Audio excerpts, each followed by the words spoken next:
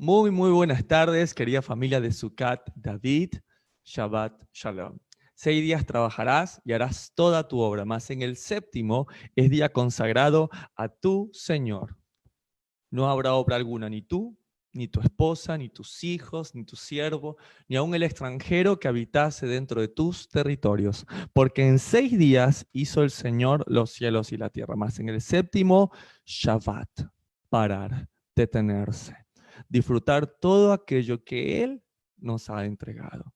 Gracias, Señor, te damos por permitirnos disfrutar de tus mandamientos. A la ciudad, a la comunidad de Sucat David, Buenos Aires, dispersa en esta ciudad, gracias a Dios por sus vidas. A nuestros queridos hermanos en provincia de Buenos Aires, Sucat David San Miguel, a nuestros amados hermanos en San Nicolás de los Arroyos, nuestros amadísimos hermanos en el resto de la Argentina, en Entre Ríos, en el norte también de la Argentina, como es en Jujuy, Salta, Santa Fe, en el sur, como es en Bariloche, Neuquén, nuestros amados hermanos de Cipolletti y Río Negro, a nuestros vecinos en Chile, a nuestras amadas comunidades hermanas en Colombia, Bogotá, Cali, Ecuador, Manta, Guatemala, Honduras, a nuestros amadísimos hermanos en todo México, en Estados Unidos, en España, Italia, y en el resto del mundo. Que el Señor me los recontra bendiga y agárrense, porque el día de la fecha vamos a estudiar la primera carta del apóstol Pablo a los tesalonicenses, su capítulo 2. Y la semana pasada habíamos estudiado una parte que a mí me gustó mucho y que le habíamos titulado las 3 bases principales o los 3 pilares fundamentales de la vida de todo nacido de nuevo, de una persona que había nacido de nuevo en el amor del Mesías. ¿Cuáles eran estos 3 pilares? El primero, según 1 Tesalonicenses 1, capítulo 3, es capítulo 1, verso 3, la obra de vuestra fe. ¿Qué quiere decir esto? Que la fe sin obras está muerta también, dijo Santiago. Quiere decir que la fe produce algo.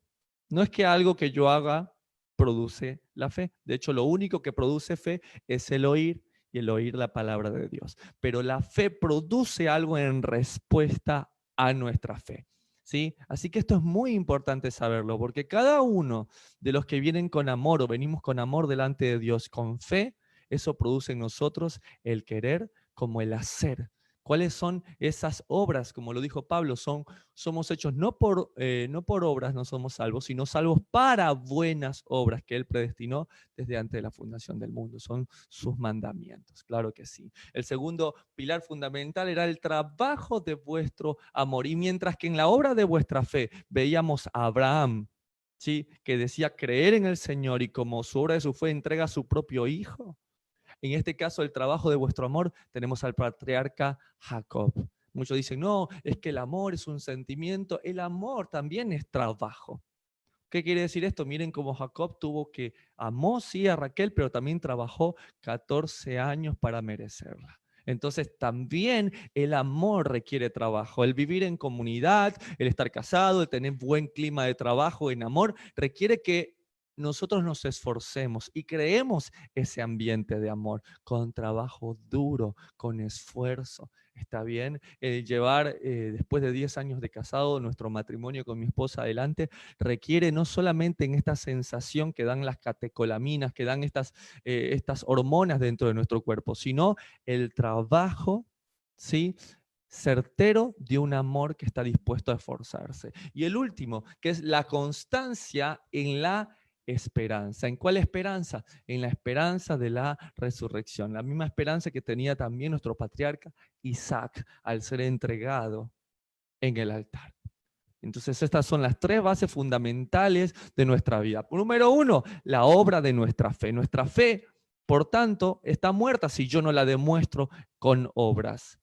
El trabajo de vuestro amor. ¿Qué estoy haciendo? No es que tengo una mala relación con mis papás por culpa de ellos. No, tengo que trabajar con esta relación. Es que mi esposa y yo no nos entendemos. Hay que trabajar. Es que mi amigo, mi amiga, es que hay que trabajar. Hay que trabajar por nuestro prójimo en amor. Y la última, la constancia en la esperanza de resurrección del Señor. Que todo lo que hacemos tiene un sentido porque el Señor así nos lo ha dicho. ahora sí, entendiendo lo que estamos hablando, en 1 de Tesalonicenses, capítulo 2 y verso 1 dice, porque vosotros mismos sabéis, hermanos, que nuestra visita a vosotros no resultó vana. Me encanta el positivismo de Pablo. 2, pues habiendo antes padecido y sido ultrajados en Filipos, como sabéis, tuvimos de nuevo, o sea, valentía en nuestro Dios para anunciaros el Evangelio de Dios en medio de gran oposición. Y yo quiero recordarles y refrescarles la memoria, porque seguramente ustedes están en la cómoda sala de su casa, debajo del aire acondicionado o no, venteándose con algo, o abrigados como en Buenos Aires que hace mucho frío, pero no es el caso del apóstol Pablo. De hecho, yo sería un atrevido en decirle al apóstol Pablo, sabes que eso de no resultó vana, eres muy positivo. Porque miren lo que le pasó al apóstol Pablo. Llegando a Filipos, salva a una mujer de espíritu inmundo de adivinación. ¿Y a dónde lo meten? A un resort, 5 estrellas, de Filipos Resort New Hotel.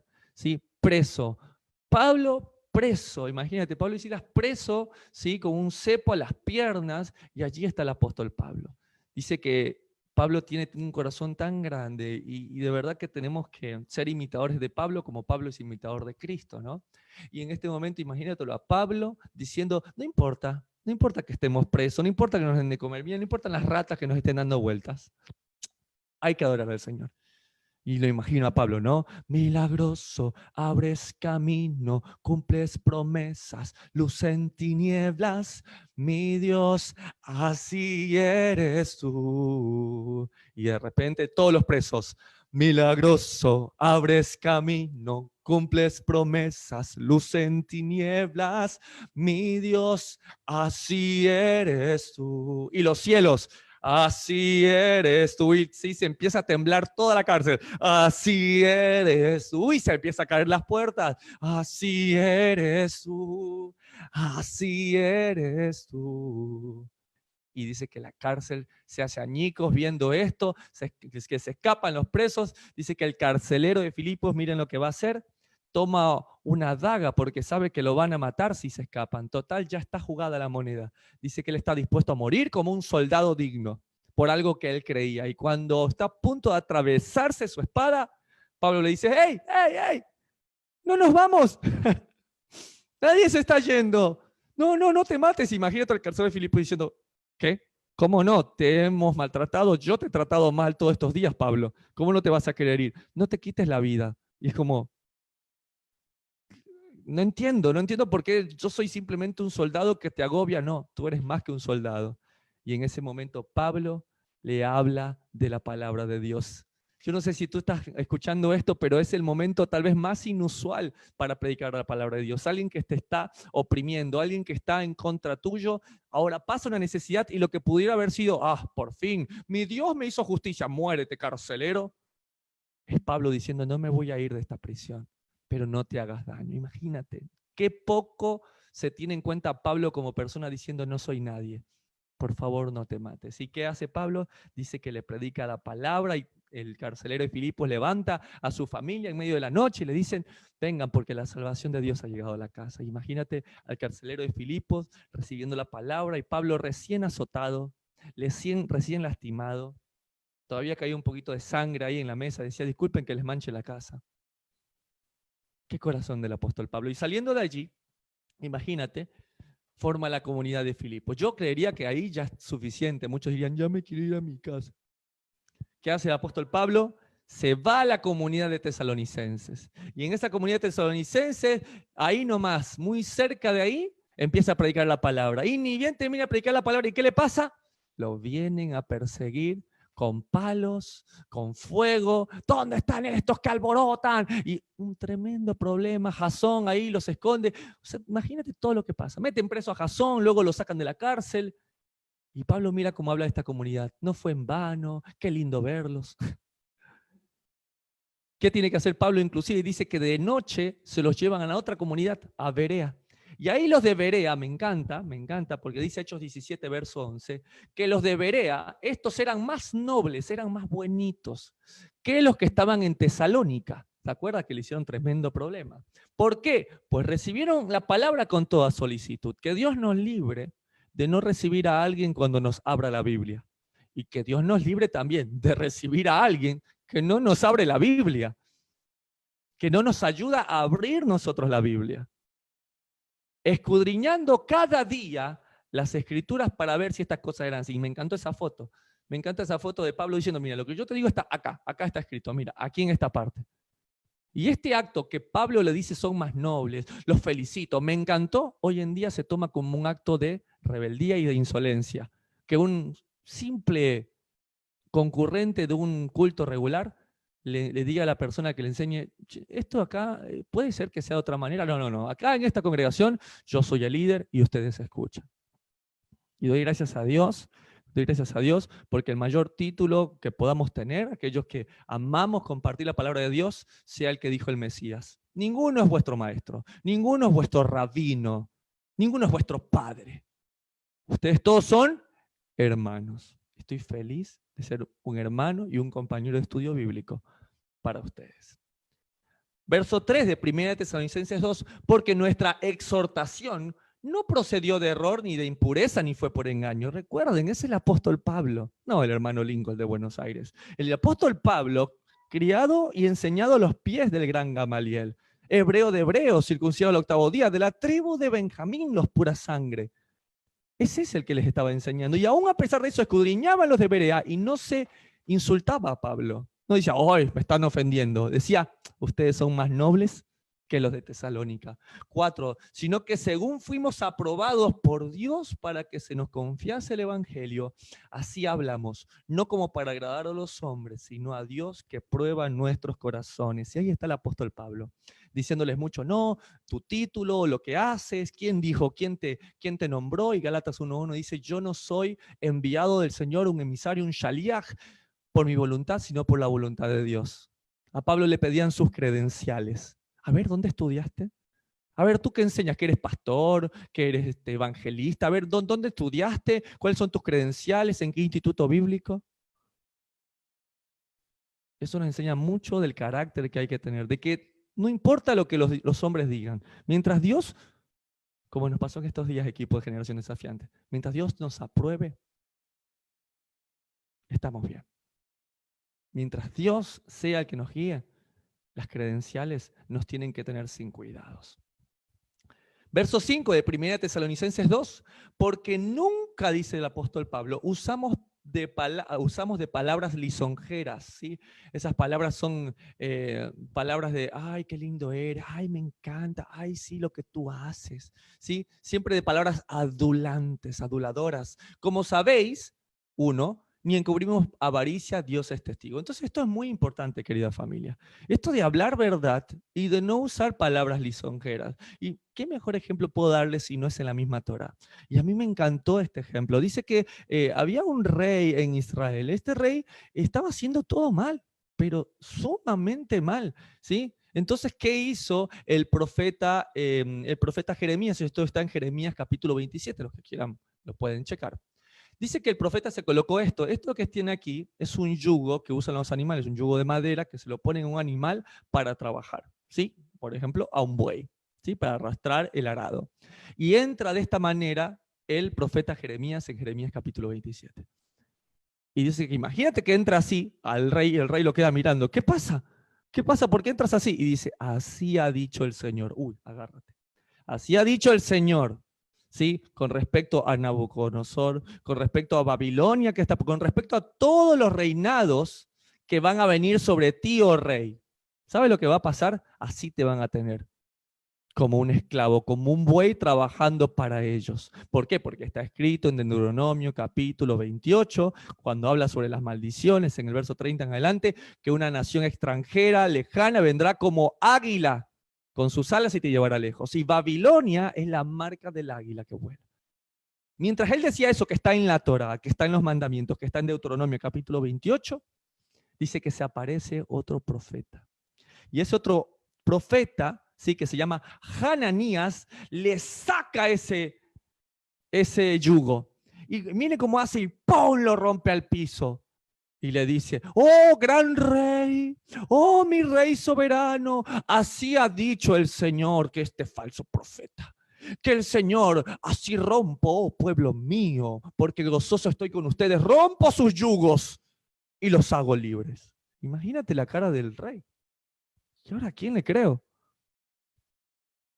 ¿Y le habrá creído a quién? Al que le trajo palabras lisonjeras, al que le habló bonito, al que le mostró, ay, sí, ahí está, ahí se rompe. ¿Y sabes cómo se fue Jeremías? ¿No? Jeremías escribió Lamentaciones, ¿no? Jeremías se fue como pensando, meditando, wow, le habló el Señor. Y dice que en el camino el Señor le dice esto. El Señor le dice esto. A mí me encantó. Le dice, han quebrado el yugo de madera, pero diles esto. Ahora, el que le pone yugo de hierro soy yo y no lo van a poder quebrar. Entonces Jeremías se regresa, imagínate, se lo va a buscar al profeta Hananías y le dice, has mentido delante de Dios. Usaste palabras lisonjeras para adular al rey. ¿Y saben lo que pasa?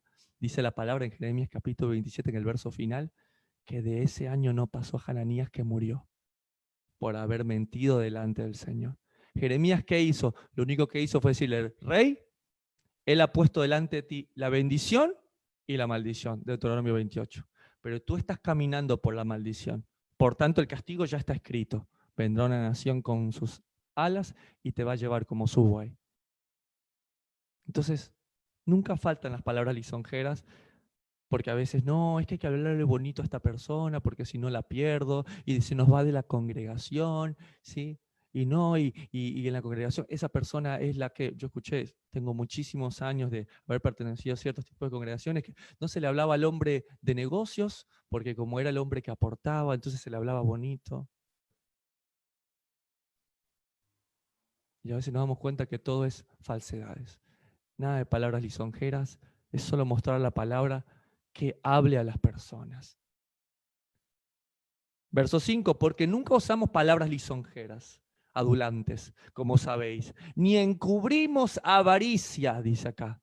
Dios es testigo que no andamos cubriendo lo que no debemos, ni buscamos gloria de hombres, ni de vosotros, ni de otros, aunque podíamos ser carga de apóstoles de Cristo. O sea, dice que encubrir avaricia. Y a veces por querer llegar a un puesto, somos capaces de cualquier cosa. Dice un refrán, un dicho popular, que el fin justifica los medios. Y no es así. El fin no justifica los medios. Los medios luego justifican el fin.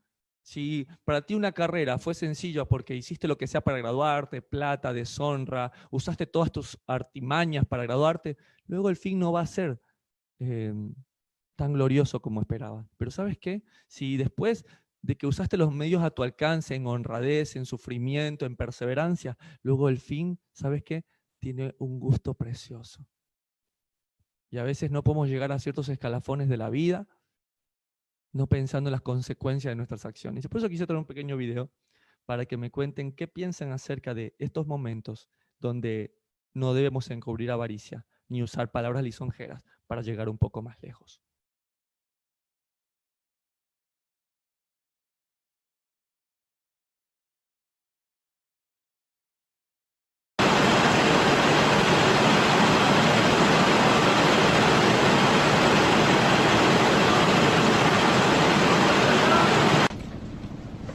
Adelante, señor Martínez. Siéntese. Gracias, señor. Su primer mes aquí fue muy productivo. ¿Trabaja bien? Agradezco estar aquí. Bueno, señor Martínez, la razón por la que lo llamé es porque estoy buscando a un gerente que controle el inventario y los envíos. Hay más responsabilidad, pero se paga mejor. ¿Le interesaría el trabajo? Claro que sí. Antes de tomar una decisión, quiero que trabaje un turno en el departamento la próxima semana. Verá una lista de 17 cajas en esta hoja. Una de esas cajas irá a un depósito diferente. Señor Martínez, cuando entregue el inventario, quiero que informe que recibimos 16 cajas. Ingresan 17. Sí. ¿Pero quiere que escriba 16? Sí, así es. Tengo otro propósito para la caja extra.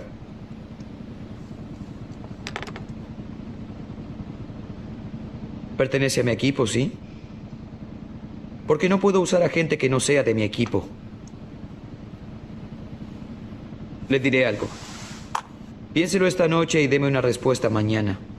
Que sea a las 10. Pero debo saber si quiere o no el trabajo.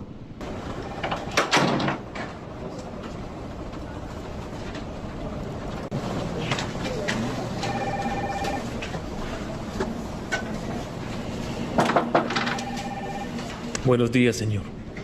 Buenos días, señor Martínez. ¿Cómo está hoy? Bien, gracias. ¿Y usted? Aún no lo sé. Por favor, siéntese. Confío en que haya pensado sobre lo conversado ayer. Sí, señor, lo hice. Bien, ¿y qué decidió? ¿Es de mi equipo? Señor Tyson, agradezco mucho trabajar aquí, pero no puedo hacer lo que pide. ¿Y por qué no? Porque está mal, señor.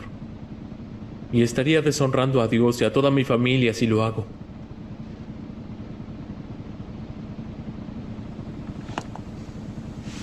¿Entiende lo que puede pasar con su trabajo? Sí, señor, lo entiendo.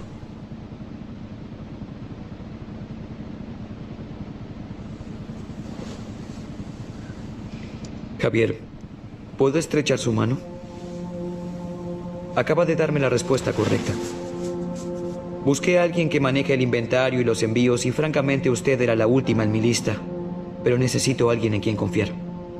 ¿Acepta el trabajo? Ajustaremos su paga. Será un honor para mí. Bien, el trabajo es suyo. Walter revisará los detalles con usted y haremos el anuncio al personal el lunes. Felicitaciones, Javier. Oh, y Javier, gracias por su integridad. No es muy común.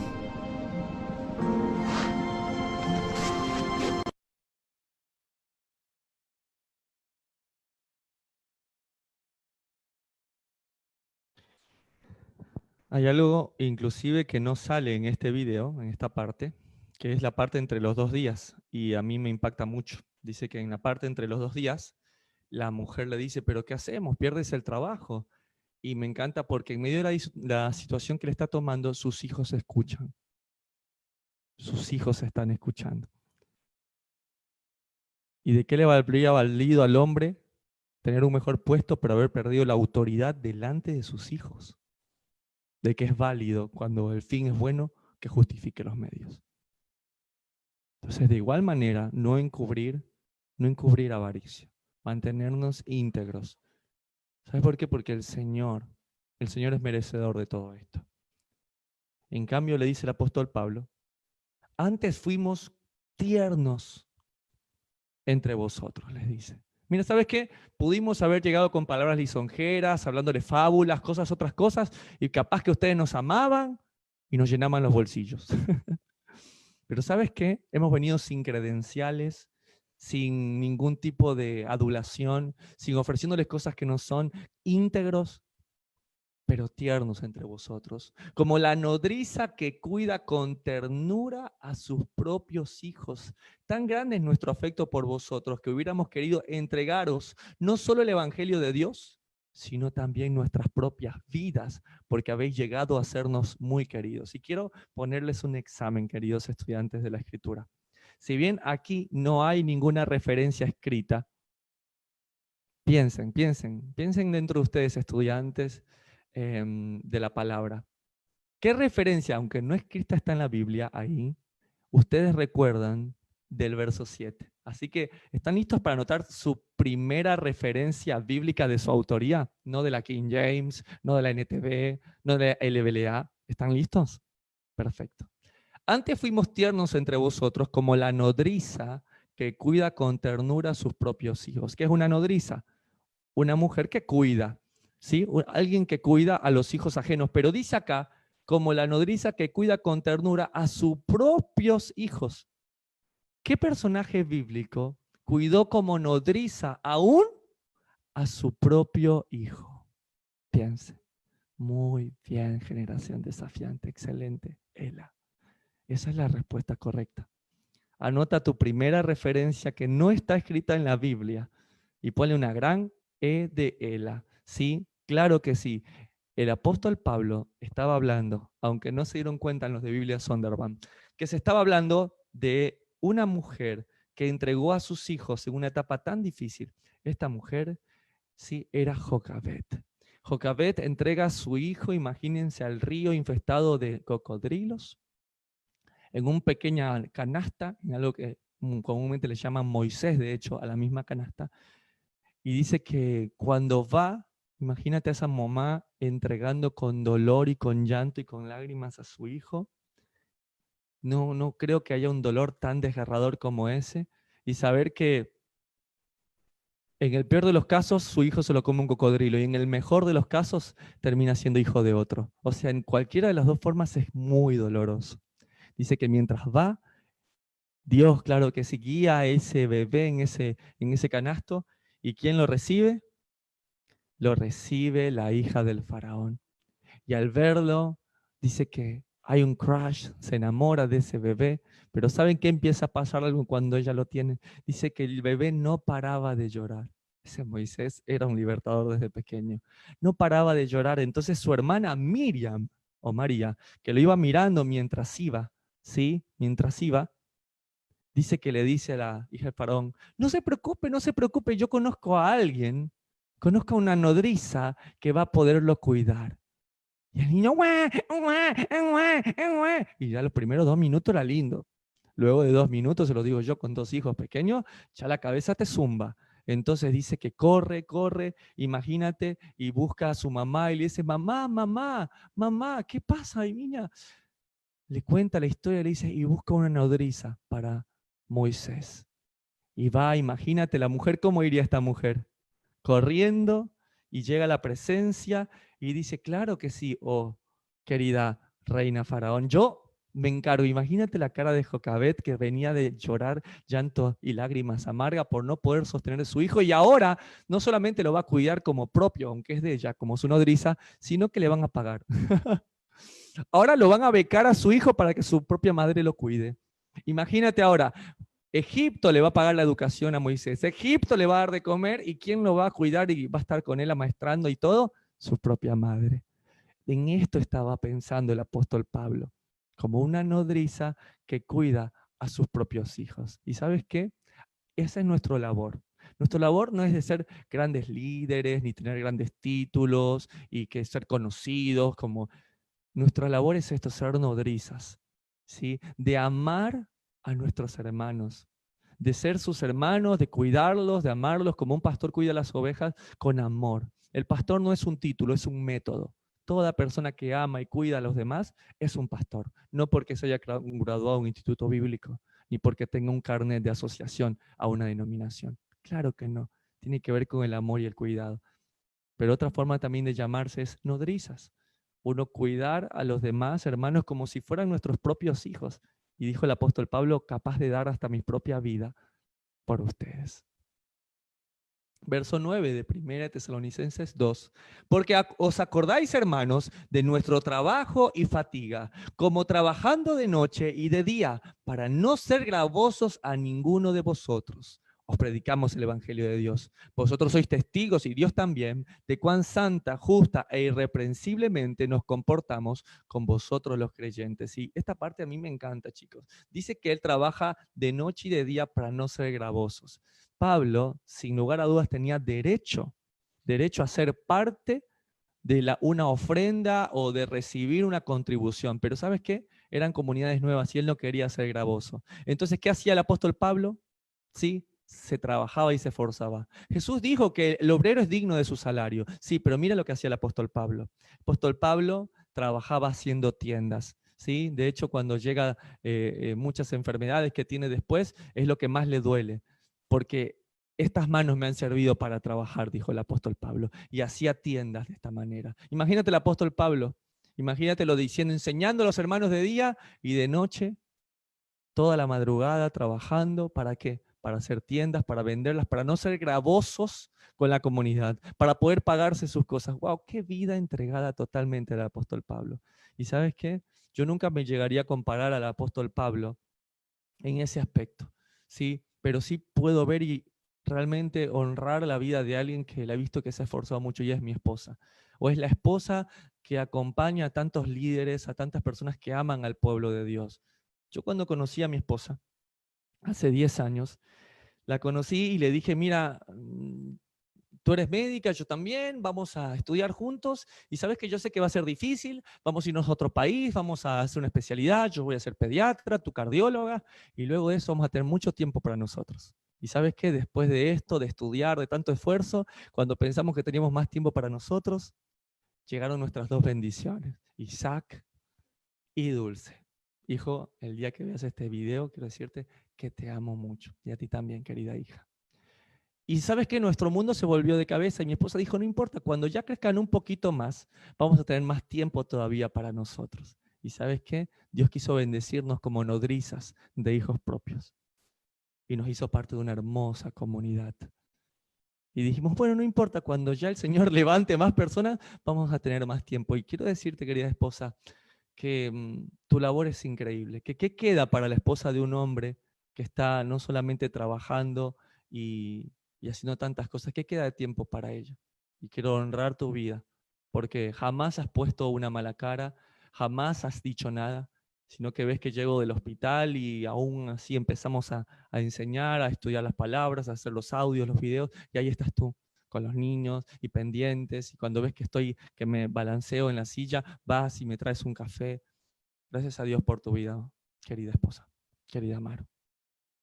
Verso 11, 1 Tesalonicenses 2. Así como también sabéis de qué modo como el Padre a sus hijos exhortábamos y consolábamos a cada uno de vosotros y os encargábamos que anduviesen como es digno de Dios, que os llamó a su reino y gloria. Verso 13. Por lo cual también nosotros sin cesar damos gracias a Dios de que cuando recibisteis las palabras de Dios que oísteis de nosotros, vamos a ver cómo era esta palabra, la recibiste no como palabra de hombre. Atención, Sucat David, ¿cómo yo diferencio la palabra de un hombre con la palabra de Dios? Dice ahí, lo subrayé con todo el interlineado subrayado. La recibiste y no como palabra de hombre, sino según es en verdad la palabra de Dios, la cual actúa en vosotros los creyentes. Pero ahí va ese punto. ¿Qué es la verdad, Sucat David, Buenos Aires? Y ya puedo escuchar a todos mis hermanos en Argentina diciendo, Salmo 119, verso 160. La suma de tu palabra es la verdad. ¿Y qué era la verdad para David? Para David eran los libros de la ley, el Tanaj, los escritos principales, las historias, ¿sí? Los profetas, los libros de Moisés. Eso era para David la verdad. Jesús lo dijo en Juan 17, 17. Santifícalos en tu verdad. Tu palabra es verdad. ¿Cómo nos podemos hacer más santos en tu verdad? ¿Y cuál es la verdad? Jesús lo dijo. Tu palabra es verdad. Ahora, ¿qué era la palabra para Jesús? Hay un amigo muy querido, Rami. Rami, te mando un abrazo. Rami dice, pongo de tarea el buscar hacer una cacería de todas las bienaventuranzas de que habló Jesús. Y sabes que cada una de ellas estaba en Salmos, cada una de ellas estaba en el libro de Deuteronomio, su libro favorito. Santifícalos en tu verdad. Tu palabra es verdad. Verso 14, mucha atención, Sucat David. Llegamos al punto culmen de este estudio bíblico. Primera de Tesalonicenses, capítulo 2 y verso 14. Te pido por favor que pongas mucha atención y que apuntes de todas las formas posibles. Porque vosotros, dice el apóstol Pablo, hermanos, vinisteis a ser imitadores de las iglesias de Dios en Cristo Jesús que están en Judea. ¿De quiénes son imitadores los tesalonicenses? De los que están en Judea. Y si están en Judea, ¿quiénes son? Judíos. Primer punto. Entonces, por favor, Sucat David, pon mucha atención. ¿De quiénes son imitadores los tesalonicenses? De los judíos creyentes en Jesús, en Yeshua, en el Mesías de Jerusalén. Punto 1. En Judea. Punto 1. No lo olvides, por favor. ¿De quiénes son imitadores tesalonicenses? De los judíos creyentes en el Mesías que están en Judea. Entonces, saquémonos esas ideas que tenemos de que los judíos, bueno, primer punto, dice el apóstol Pablo, son imitadores de los judíos creyentes en Judea. Pues habéis padecido los de vuestra propia nación la misma cosa que ellas padecieron de los judíos. O sea, los tesalonicenses, como eran gentiles, aparentemente paganos, idólatras, cuando se convierten al Señor, ¿sí? Muchos de estos mismos judíos, pero que viven allá, que tienen sus sinagogas, dicen, estos son paganos, estos no son. Estos son unos falsos, eso no. Dice que inclusive dividían la sinagoga por secciones y no los dejaban sentarse adelante. ni en el medio, sino que los hacían sentarse, les llamaban los creyentes de la puerta. En la puerta que se queden. Pero también dice, padecieron lo mismo. También los que están en Judea padecen lo mismo por los ortodoxos. ¿Está bien? Quiere decir que en la misma tierra de Judea hay los judíos que son creyentes en el Mesías, que reciben vituperación ¿de quién? De los judíos que no creen en el Mesías, que generalmente ¿quiénes son? Son los líderes de la nación. ¿Está bien? Entonces le dice, ¿ustedes imitan a quién? A los judíos creyentes que están en Jerusalén. ¿Por qué? Porque aún los creyentes en Jerusalén les pasa esto. Los judíos que no creen en el Mesías los vituperan. ¿Qué le está pasando a los tesalonicenses? Lo mismo que a ellos. ¿Se entendió eso? Punto 1 entonces. Punto 1. Los tesalonicenses son imitadores de los judíos creyentes en Jerusalén. Punto 2, verso 15. Los cuales, está hablando de aquellos que vituperan a los judíos creyentes en Jerusalén, los líderes, los principales de la sinagoga, ¿sí? Las casas de los fariseos, dice, verso 15, los cuales mataron al Señor Jesús y a sus propios profetas, y a nosotros nos expulsaron y no agradan a Dios y se oponen a todos los hombres. Y este es un versículo que muchos podían decir, ¿ves? Ahí dice que no solo mataron a Jesús, sino los profetas, no agradan a Dios, nos expulsan, esos judíos todos son iguales. Ey. Como diría mi amigo José, lee todo el contexto. Léete por lo menos un versículo antes. El versículo anterior está diciendo que las comunidades tesalonicenses son creyentes, imitadores de las comunidades que están de judíos creyentes. O sea que lo que está diciendo aquí no son todos los judíos. No son todos los judíos. ¿Por qué? Porque hay judíos que no tienen nada que ver con esto, pero ahí está, ¿no? Nuestra mala lengua. A veces cuando una mujer es lastimada por un hombre, ¿qué dice? Todos los hombres son iguales. Cuando un hombre es lastimado por una mujer, todas las mujeres son iguales. Cuando un hijo es maltratado por sus padres, todos los padres son iguales. Y hay que hacer diferencias. ¿Está bien? No hay que dejarse llevar, hay que tener un criterio bien formado. ¿Por qué? Porque si no vas a decir tú como que Pablo odia a los judíos y que Pablo no quiere saber nada de los judíos, pero por favor acompáñame a lo que dice Hechos capítulo 28 y verso 17. Pon atención. Aquí donde dice los cuales, pone una flecha, Hechos 28, 17, dice, el apóstol Pablo está en Roma. Aconteció que 3 días después, Pablo convocó a los principales de los judíos, a los cuales luego que estuvieron reunidos les dijo, yo, varones hermanos. ¿Cómo les llama Pablo a los judíos? Hermanos. Pero en Tesalonicenses dice que estos son terribles, mataron a Jesús. Tranquilo, tienes que entender de que Pablo no está hablando de todo, está hablando de los líderes que están en Jerusalén.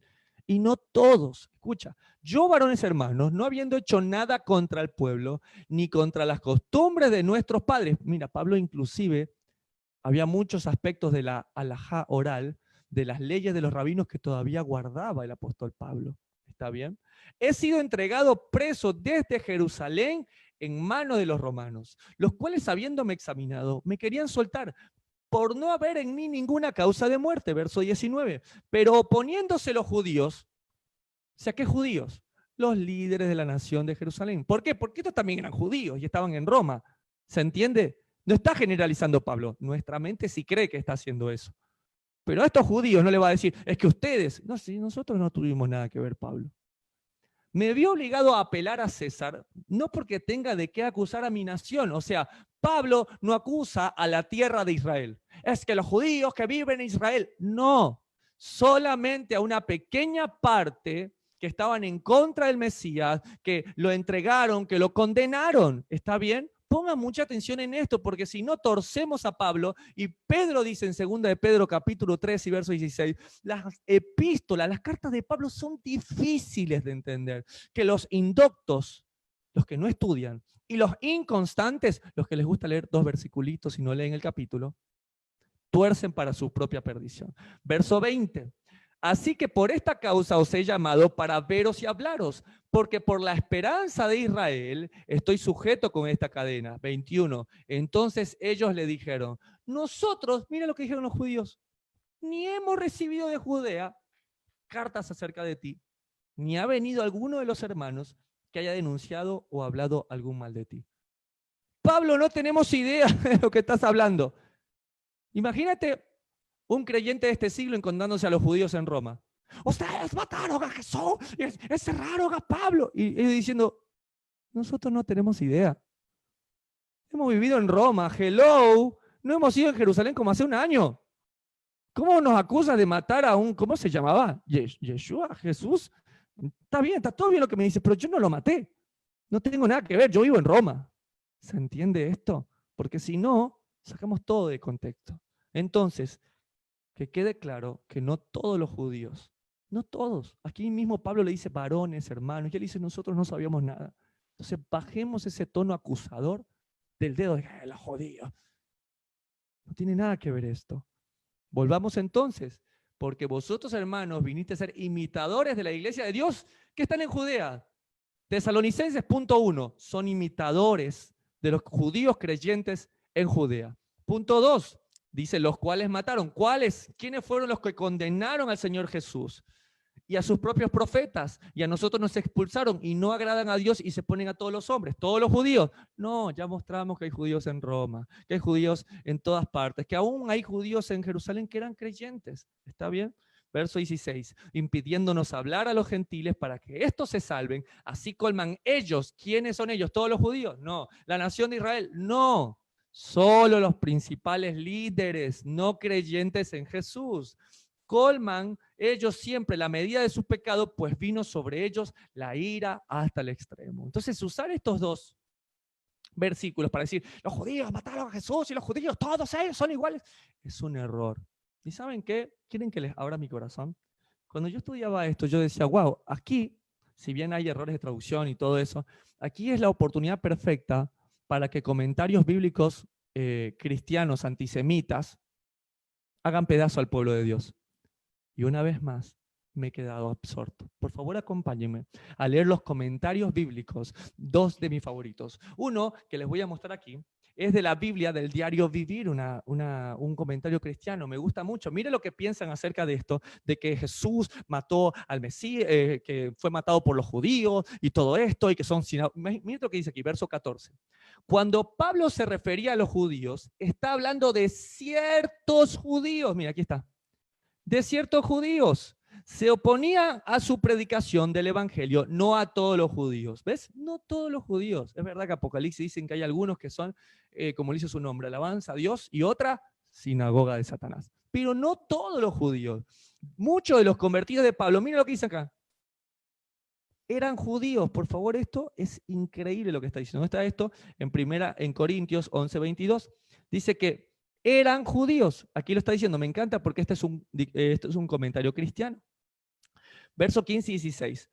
¿Por qué los judíos se oponían tanto al cristianismo? A pesar de que la religión judía había sido declarada legal, el judaísmo ortodoxo, por las autoridades romanas, la relación con el gobierno seguía siendo como débil. En ese tiempo el cristianismo era visto como una secta del judaísmo, ¿sí? Todos seguían siendo judíos, pero ¿judíos qué?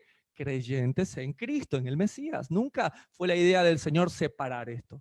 ¿Sí? Era una interpretación, así como había judíos caraítas, judíos que eran judíos creyentes en Jesús. Los judíos temían que las represalias aplicadas contra los cristianos pudieran alcanzarlos a ellos. ¿Por qué? Porque ellos aparentemente estaban bien, porque se estaban sujetando a Roma. ¿Vieron eso? Es increíble. Esto es un comentario cristiano, pero no paro ahí. Me gustó mucho otro que les quise traer, que es el comentario, ¿sí?, del nuevo nombre. Este me gusta mucho. Dice así: no literalmente mataron. Aquí está esta parte, me impresionó. O sea, aquí reconocen que no literalmente mataron, porque recuerden que un emperador, un procurador romano del siglo 3 al 7 llamado Coponio, ¿está bien?, le quitó la potestad al pueblo judío de matar. Por eso ven que a Jesús se lo llevan a Herodes, Herodes se lleva a Poncio, Poncio a Herodes, Herodes a Poncio, hasta que Poncio Pilato, ¿está bien?, principal de los romanos, toma la decisión. Ah, pero es que ellos lo condenaron. Podría hacer lo que quieras, pero quien lo mató literal no fueron los judíos. ¿Sí? Fue Roma. Es más, si quieres ver realmente quién es el causante de la muerte de Jesús, quién lo mató, acá estoy. Acá estamos. Ese era el plan. El Señor Dios de los cielos lo permitió. ¿Para qué? Para que pagara un rescate por ti y por mí. Sin derramamiento de sangre no hay perdón por los pecados. Si ya saquemos ese concepto de que todos son los iguales, de que ellos mataron a Cristo, saquemos ese concepto que lo único que llega es una raíz de amargura y de odio para nuestros hermanos. Dice, no literalmente mataron, sino que Pablo habla específicamente de aquellos líderes, aquí está, aquellos líderes que estuvieron involucrados en la conspiración de acuerdo al Salmo 2, que es un salmo mesiánico. Y mira, esto acá está acá, me gusta mucho. Y Hechos 2:23, que ya lo vamos a leer. El cargo aquí es dirigido a los líderes judíos que ¿cómo son? Incrédulos, no a la nación. ¿Ven lo que les estoy diciendo? Ya que muchos judíos, ¿qué cosa hacían? Lo seguían, y sus apóstoles, y su mamá, y David. Ay, que David era judío. Sin ellos no habría un pacto renovado, claro que sí. O un salvador, que le dijo Jesús a la samaritana. Ustedes los samaritanos adoran lo que no saben. Nosotros, dijo, adoramos lo que sabemos. Porque la salvación, ¿de dónde viene? De los judíos. Mira, entonces a mí me gusta mucho lo que termina diciendo después con respecto a Hechos 2:23, se los voy a compartir. Miren lo que dice, Hechos 2:23. Pero Dios sabía lo que iba a suceder. Mira, Dios ya lo sabía. No es que Jesús, es que Dios ya lo sabía. Mira, Dios, ¿qué dice acá? Sabía lo que iba a suceder. Y su plan predeterminado se llevó a cabo cuando Jesús fue, ¿qué? Traicionado. ¿Con la ayuda de qué? Aquí está. Gentiles sin ley. ¿Quiénes? Los romanos. Y ustedes lo clavaron en la cruz y lo mataron. ¿Está bien? Entonces, ¿quiénes mataron literal al Señor?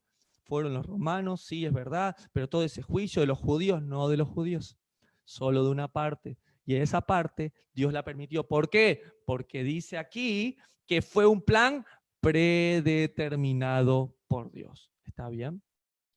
Entonces, ¿qué hay que entender? Que estos líos con los líderes de Israel, con los fariseos, con las sectas más importantes, tenían que ver con las interpretaciones de los rabinos. De hecho, a Jesús le llamaban así, rabí. Rabino le decía, Ramboni. ¿Sí? Rabí significa mi grande. Y Jesús dijo en Mateo capítulo 23, ninguno es vuestro rabí, sino el Cristo, el Mesías. ¿Está bien? Por ejemplo, había siempre discusiones entre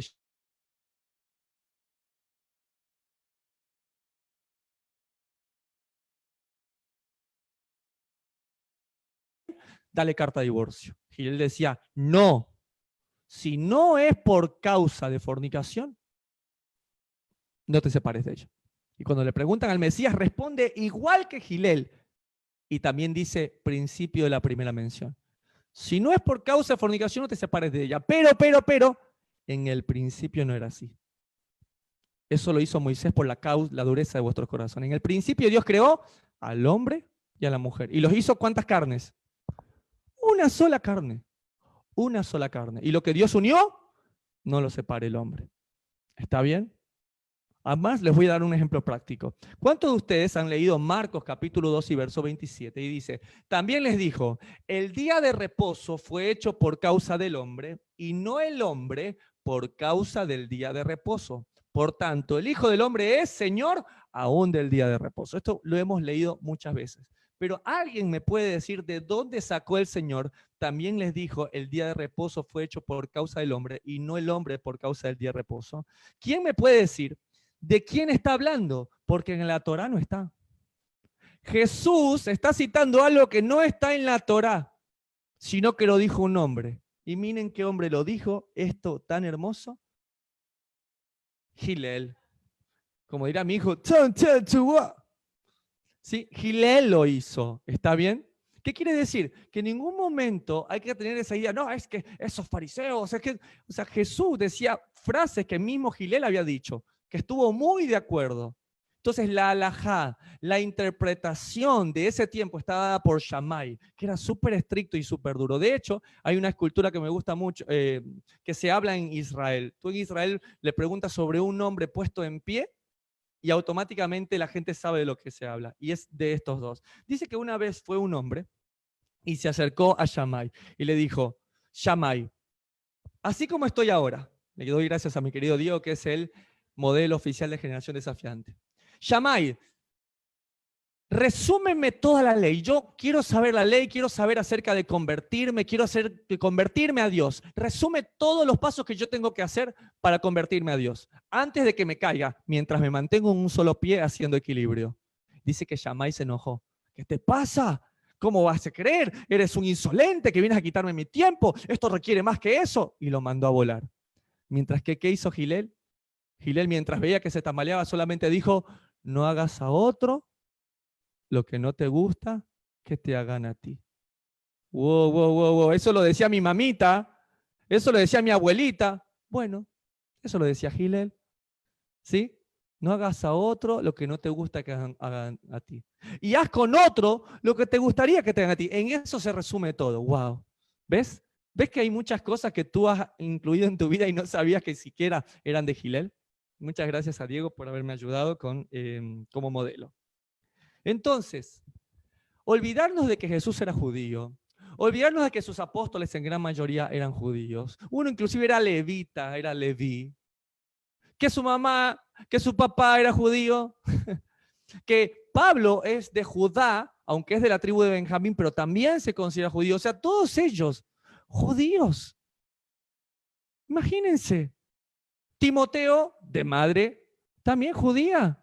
Entonces, saquémonos de esa cabeza antisemita. Los judíos mataron a Jesús, que los judíos, esto.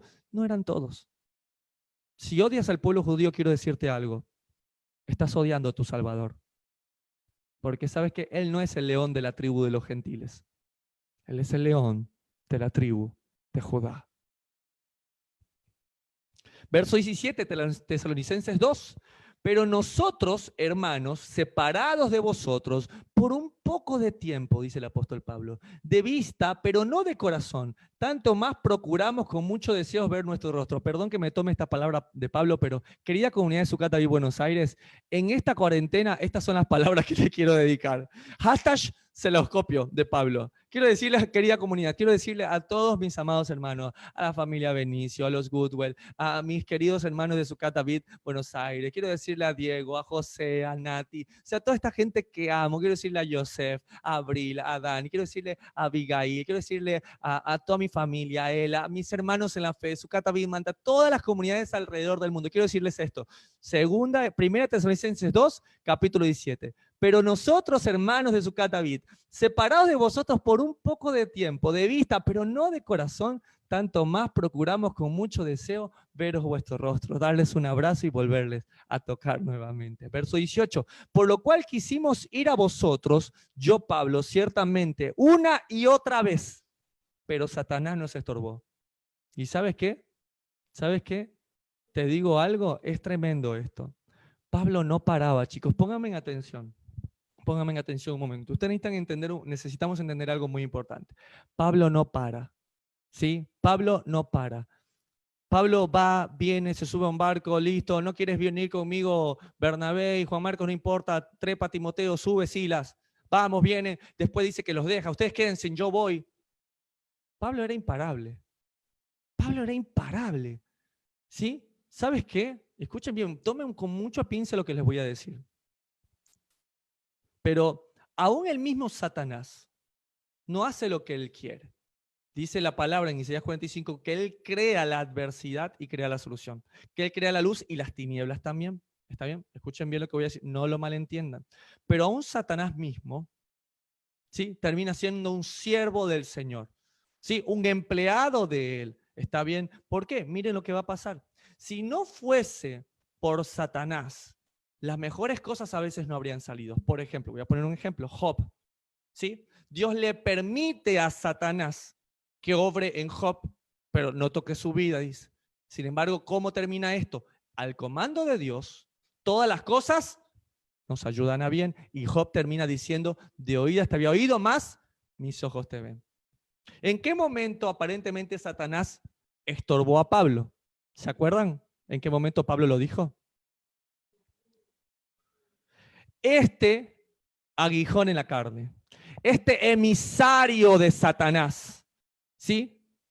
Y dice que él una y otra vez le decía, Señor, quita a este emisario de Satanás, quítalo a Satanás. ¿Y qué le dijo el Señor? No, no ores, ya, basta de este asunto, ¿sí?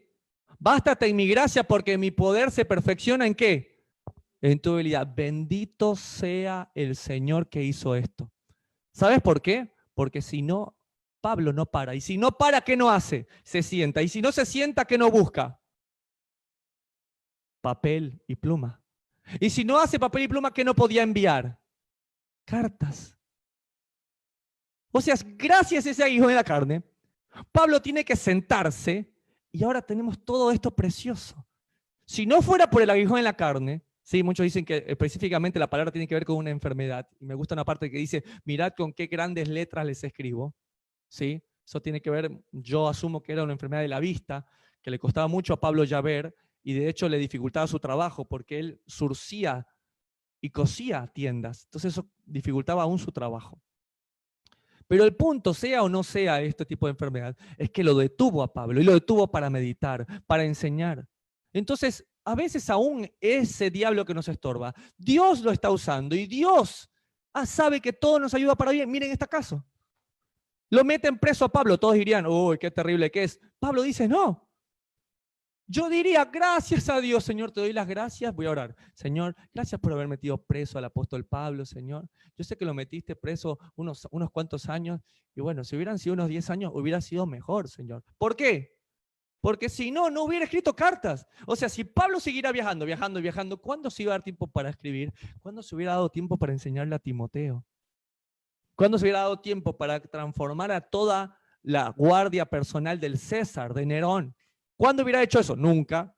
Entonces quiero decirles que aún en medio de esto, como dice aquí, todas las cosas ayudan para bien. Aquellos conforme a su propósito han sido llamados. Bendito sea el día que Pablo tuvo un hijo en la carne. Bendito sea el día que Pablo lo metieron preso, porque ahora estamos disfrutando, ahora, 2000 años después, de todas estas cartas preciosas.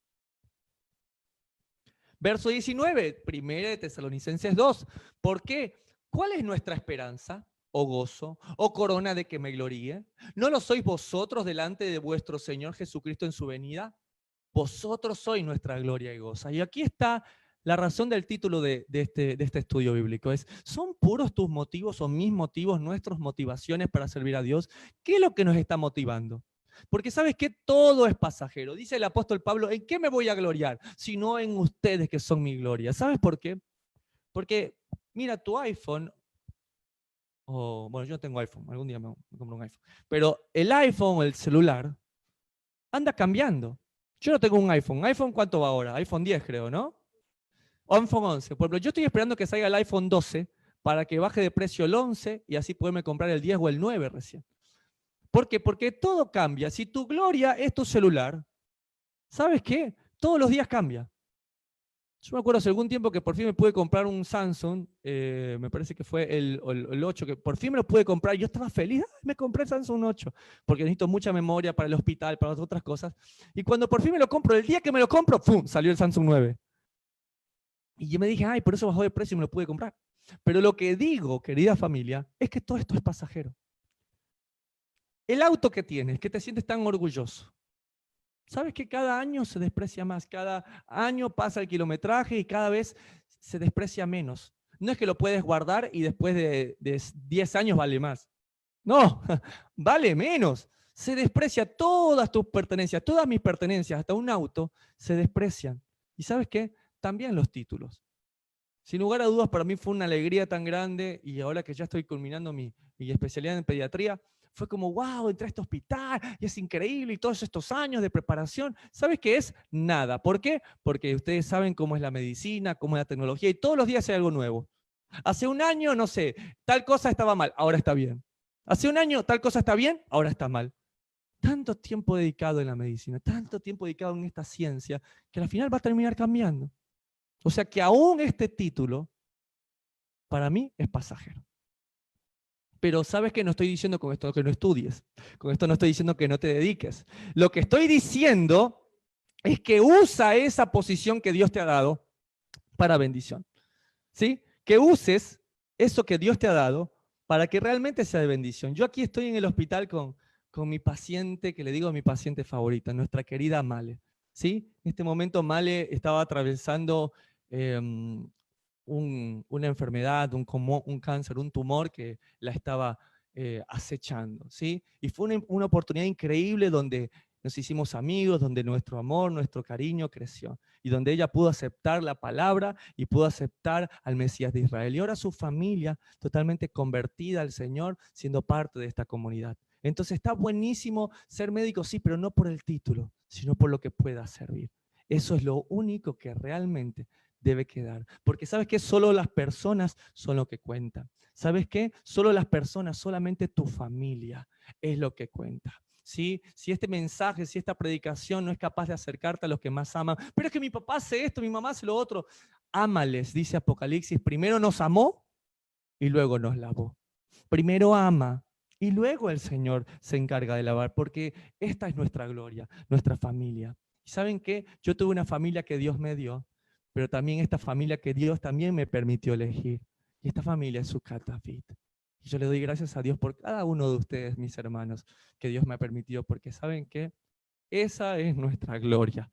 Nuestra gloria son ustedes, estos hermanos y hermanas en la fe. Con aquellos anhelo, como dijo el apóstol Pablo, anhelo volver a ver, a abrazar, a tocar y a darles un beso, un ósculo santo, como lo decía el apóstol Pablo. Estos hermanos y estas familias distribuidas en todo el mundo, que ya no son solamente hermanos en la fe, sino hermanos que los sentimos como de sangre, como nodrizas, como hijos propios, por los cuales estaríamos dispuestos a dar la vida. Y algunos de estos jóvenes cambiando sus vidas y entregándoselas al Señor. Porque ¿cuánto podremos prolongarle la vida a una persona? Yo a veces pensaba, yo como neonatólogo, pediatra, ¿cuánto podré prolongarle la vida a un bebé? ¿70 años? Hasta que sea un anciano, pero ¿sabes qué? Tiene una fecha de caducidad, pero la palabra de Dios es eterna. Eso no va a caducar. Esa persona ya se vuelven seres eternos. Esta gran familia. Esta gran familia. Vosotros sois nuestra gloria y gozo. Vosotros sois la gloria y el gozo de Sucat David. Vosotros sois la gloria y el gozo de toda la generación desafiante. Ustedes, que son parte de esta generación desafiante, son mi gloria y son mi gozo.